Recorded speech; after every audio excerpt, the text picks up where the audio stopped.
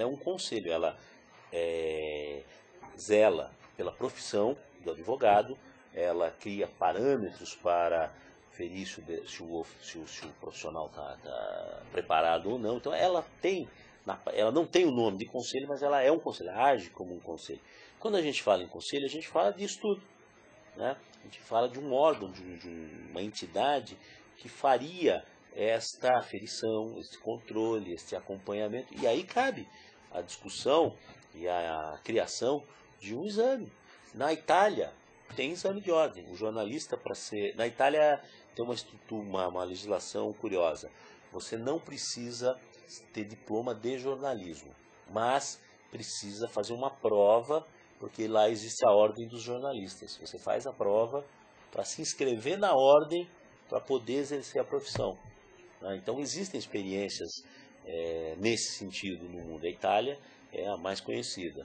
Pode ser feita aqui no Brasil, mas para isso a gente tem que discutir a legislação que regulamenta a profissão de jornalista e não fazer o que o Gilmar Mendes, através de uma canetada, fez, que foi desregulamentar ainda mais. Fazer o contrário, trabalhar para regulamentar e organizar cada vez mais.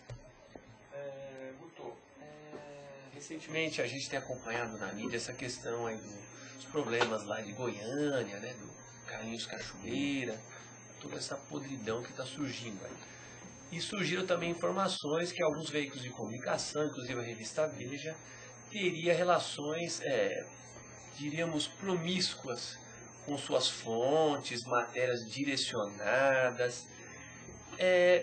Como é que você vê esse tipo de acusação? O pessoal da Veja eles até passaram uma informação, né? O fato de você ter um bandido lá, um cara do mal, um cara que infringe as leis como fonte, não nos torna um bandido. Claro, né? Para se fazer jornalismo, você vai ter que procurar fontes de todos os tipos, né? Não quer dizer que o jornalista que procura um traficante, um cara que faz algo fora da lei, que ele esteja fazendo algo errado. O jornalismo também trabalha dessa forma.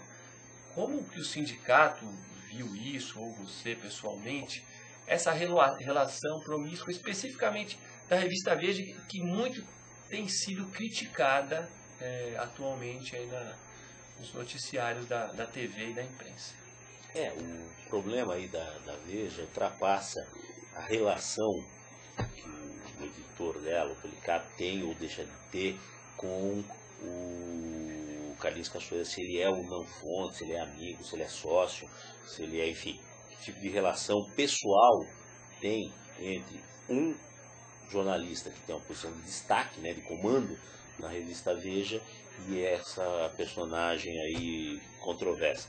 O problema é a gente entender qual é a orientação que a editora Abril tem nesse papel central. A discussão mais séria, mais importante, é que papel a editora Abril, a empresa editora Abril, tem nessa situação.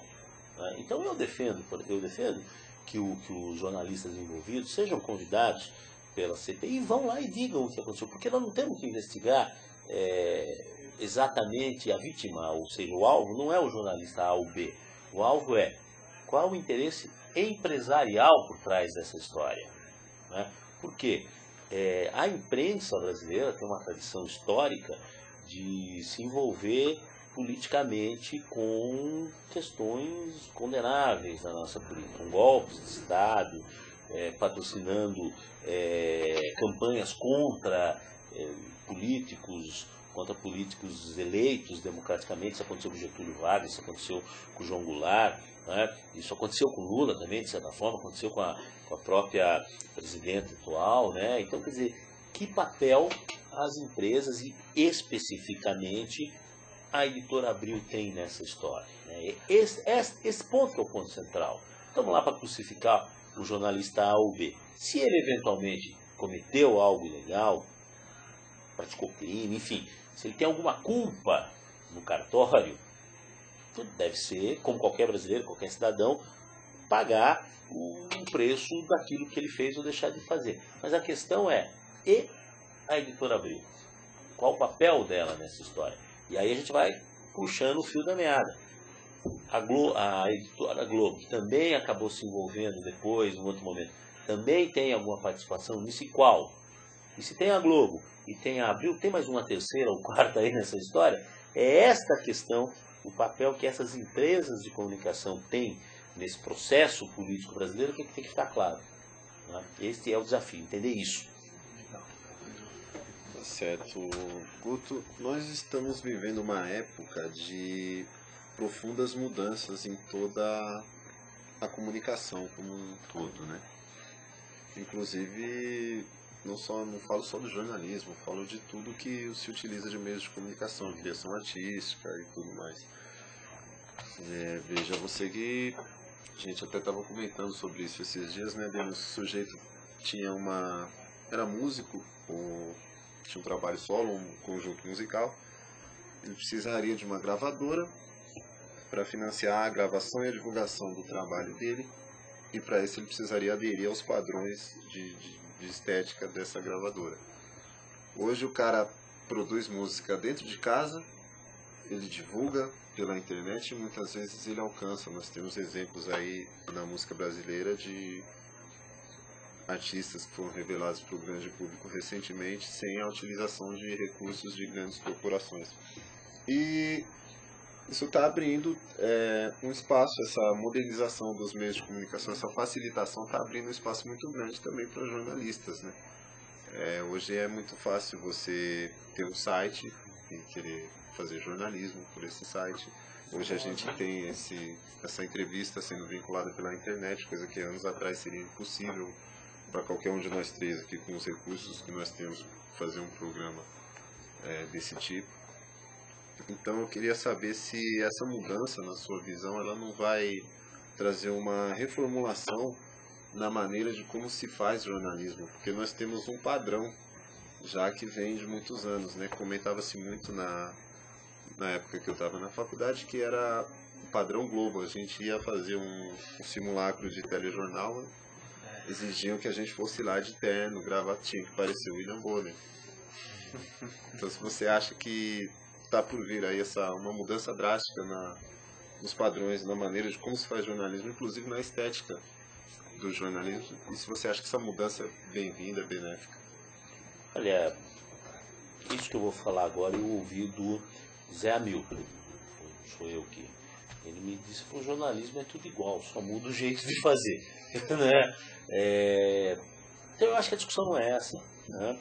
Essa questão desse padrão cultural é uma discussão de mercado, não tem necessariamente a ver com o fazer jornalismo, né? Mas muito mais com o mercado jornalístico.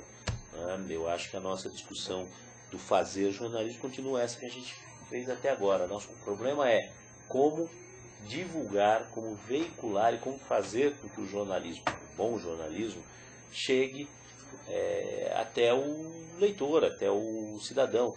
Eu acho que é o problema dos músicos também, né? Dos escritores, dos poetas, dos pintores. Como é que essa nova geração vai fazer o seu trabalho chegar até o grande público através dessas novas tecnologias que estão aí disponíveis para a gente? Bom, com certeza a gente ficaria aqui batendo papo com o Guto, falando sobre jornalismo, até amanhã de manhã, não é isso, Maurício Amaro? Mas como o nosso tempo já está se encerrando, e aí, Maurício? Vamos ver o jogo. Tem o jogo do Boca Juniors, eu estou um pouquinho torto aqui na cama, deixa eu ficar um pouquinho mais para cá. E o jogo do Parmeira também.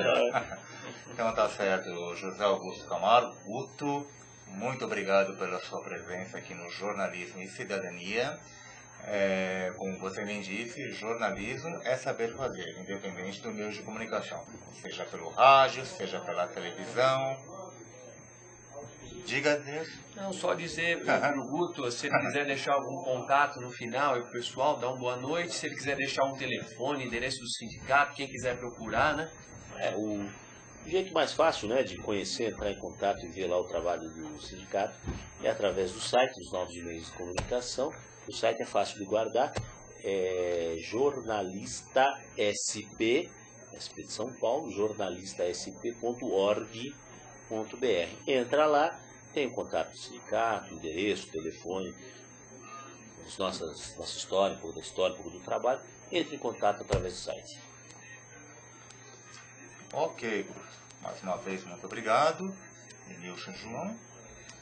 Isso aí, muito obrigado, pessoal de casa. Boa noite, muito obrigado ao nosso entrevistado. Recarregue suas baterias, porque amanhã é sexta-feira. Boa noite, obrigado, Guto, pela presença. Boa noite, pessoal que está em casa. Um abraço a todos, bom final de semana e até quinta-feira que vem. Um abraço, até dia 28.